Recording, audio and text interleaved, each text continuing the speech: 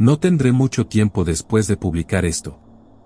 No me importa, incluso si deciden hacer que parezca que me quité la vida, el perecer sería en realidad mejor que estar rebotando de prisión en prisión, como un prisionero fuera de los registros, o peor, ser alojado en una de esas instalaciones que no existen, donde estoy seguro de perecer de viejo.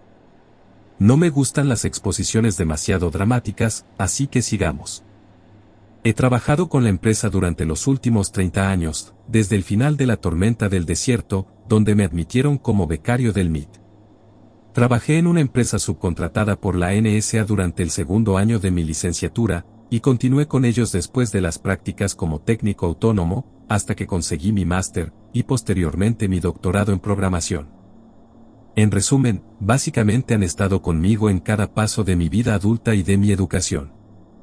Me siento incómodo describiéndome como muy inteligente, me gusta describirme como alguien con cierta afinidad por las matemáticas, el razonamiento y la resolución de problemas, lo que me valió un puesto de primera como analista informático para la CIA, a la edad de 35 años. A pesar de ser relativamente joven, comprendí lo serio e importante que era mi trabajo. Tenía 3 tarjetas de identificación, cuyos códigos cambiaban 2 veces al día, a la entrada y a la salida de las instalaciones en las que trabajaba en el noreste. También tenía que firmar varios memorandos de entendimiento, contratos de privacidad y otros documentos, que me convertían automáticamente en enemigo del Estado si rompía alguno de ellos. El ordenador personal y el portátil que tenía en casa, también fueron objeto de inspecciones aleatorias sin orden judicial. En esencia, aparte de la colonoscopía rutinaria, la CIA vigilaba de cerca casi todos los aspectos de mi vida, desde el rastreo de las llamadas de teléfono de presuntas células terroristas en suelo estadounidense, hasta cuál era el último contenido de entretenimiento que había consumido.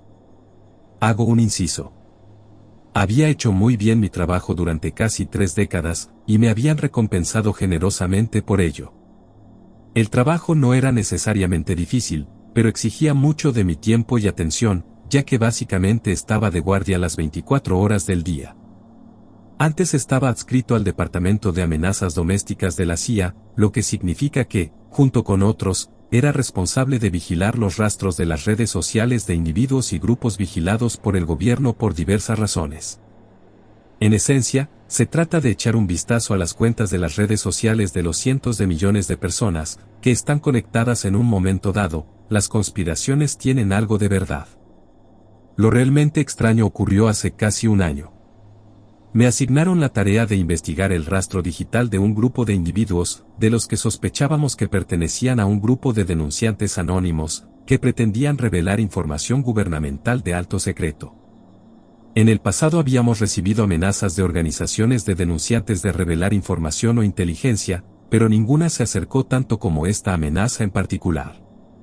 El grupo, al que seguimos la pista hasta un apartamento de Manhattan, había superado con éxito los distintos niveles de seguridad, y estaba a punto de acceder a la base de datos cuando pudimos cerrarlo. 3 de los 5 miembros fueron detenidos sin que yo lo supiera, nunca supe qué pasó con ellos después, al fin y al cabo, yo solo soy el informático. Una de las cosas curiosas de este incidente en particular, fue donde quería el grupo acceder a la información. No fue en la sede de la CIA en Langley, Virginia, que suele ser el objetivo de repetidos intentos de pirateo. En su lugar, la dirección IP del objetivo, parecía haber sido rastreada hasta una instalación oculta en algún lugar del suroeste. No tuve tiempo ni me permití el lujo de pensar en ello en ese momento, pero después de unas semanas en las que tuve un momento muy raro, sin tareas que supervisar ni papeleo que archivar, decidí investigar un poco por mi cuenta para averiguar más al respecto. No me interesaba especialmente, quizá el grupo buscaba algo en particular, pero era extraño que se arriesgaran tanto, a ir tras algo a lo que se podría haber accedido más fácilmente en la oficina de la empresa en Virginia. Lo que despertó aún más mi interés fue la existencia de esta instalación secreta. Veía las películas sobre edificios gubernamentales secretos, e incluso había oído rumores de algunos de mis compañeros de trabajo sobre tales lugares, pero siempre los desechaba como chismes. Hice lo necesario para no ser rastreado por las medidas de seguridad de la oficina, que, a pesar de ser estrictas y casi omniscientes, tenían fallos como cualquier otro sistema de seguridad. Pequeños fallos, pero si sabías dónde y cuándo mirar, podías abrir de par en par el libro de archivos, registros, informes de campo, cualquier cosa con la que pudieras soñar. Al poco tiempo vi que las instalaciones estaban situadas en Elgin, Texas, literalmente en medio de la nada, y sin carreteras ni autopistas claramente visibles cerca, al menos según las fotos de satélite que vi. Solo tenía una ventana de 5 minutos, pero basándome en lo que deduje, parecía ser solo un edificio, con las dimensiones normales de un típico edificio de oficinas. Diablos, si no lo conociera mejor, pensaría que los servidores de la CIA se habían equivocado, y me estaban mostrando la parte superior de una fábrica de piensos para aves, o un taller de reparación de tractores, pero no, esto era el verdadero negocio.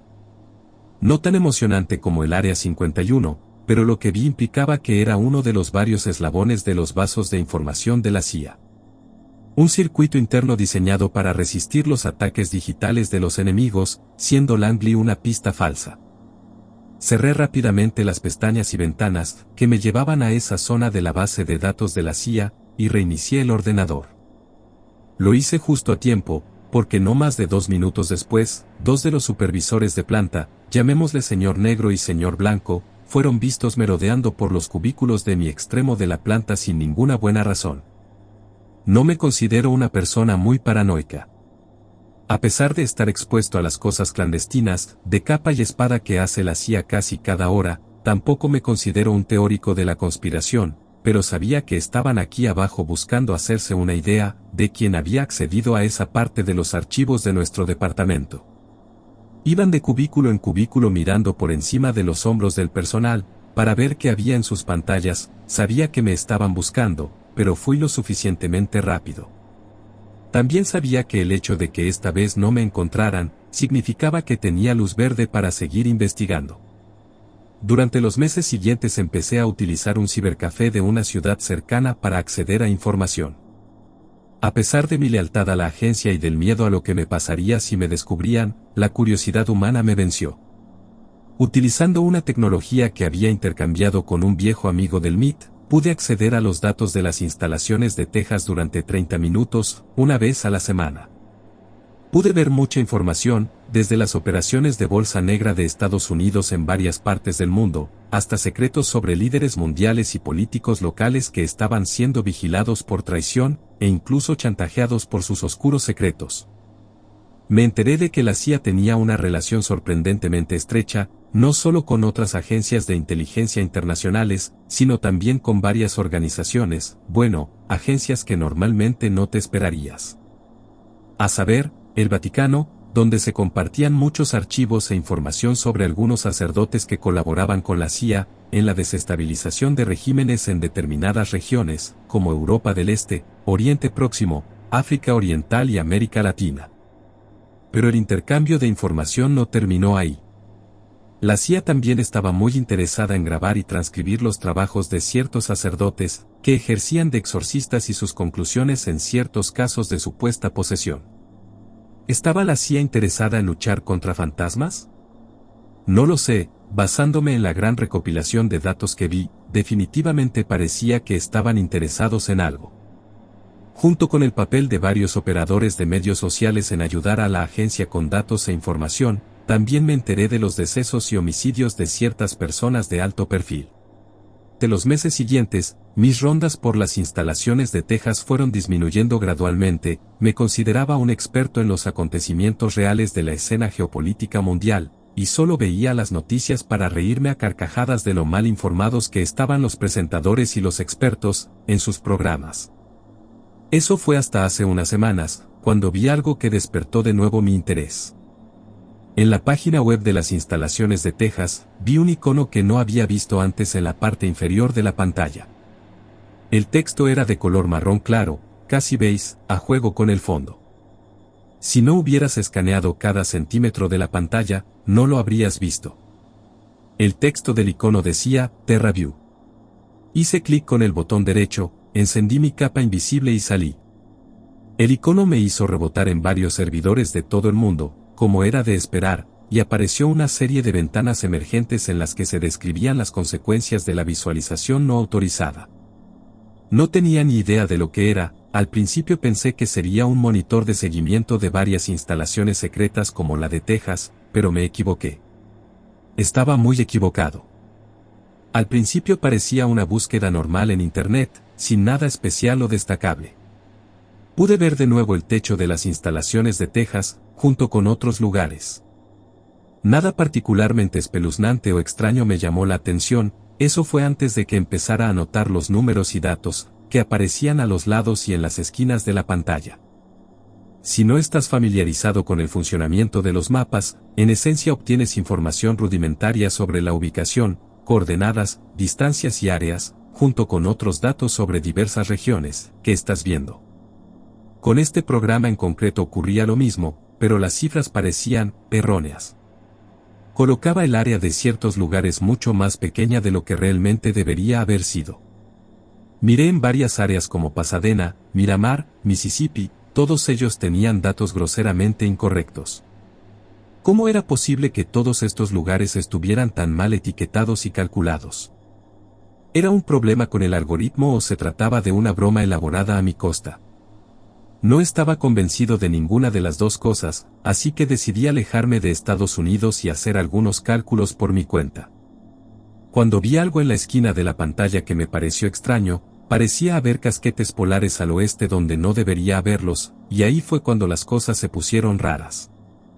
Intenté girar la imagen en la pantalla usando el cursor y no giraba, esto no era un mapa, esto era el globo terráqueo, pero eso era imposible.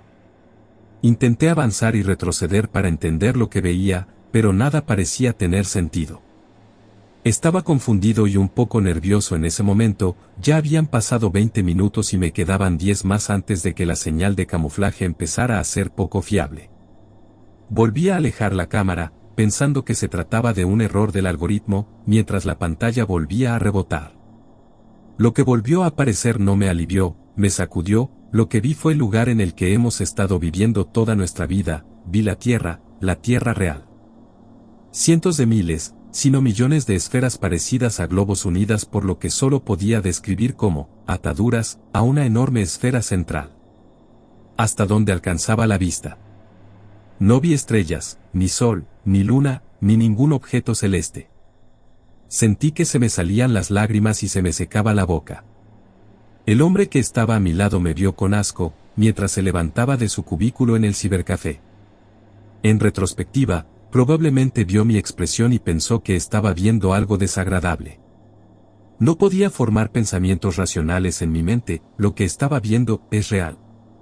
¿Era realmente aquí donde vivíamos? Nuestra Tierra, o nuestra esfera estaba situada en algún lugar al noreste del globo madre, así es como lo llamé. ¿Qué eran estas otras esferas? ¿Qué vivía allí? ¿Cómo pudo mantenerse esto en secreto?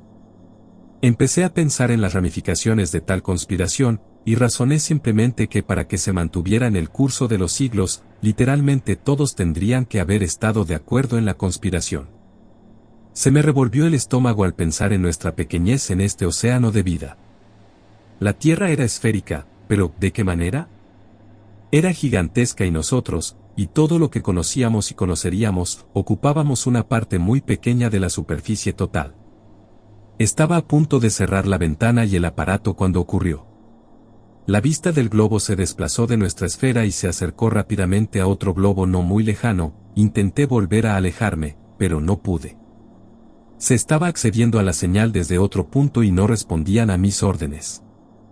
Al principio pensé que me habían descubierto y que la CIA estaba tratando de localizarme, así que apresuré el apagado del dispositivo, justo antes de que la pantalla pasara a apagarse, los vi, estas cosas no se parecían a nada que pudiera describir, y fue entonces cuando supe que estaba accediendo a la señal de una cámara desde otro globo. Cuando estaba en la universidad recuperé créditos haciendo una optativa sobre biología vegetal.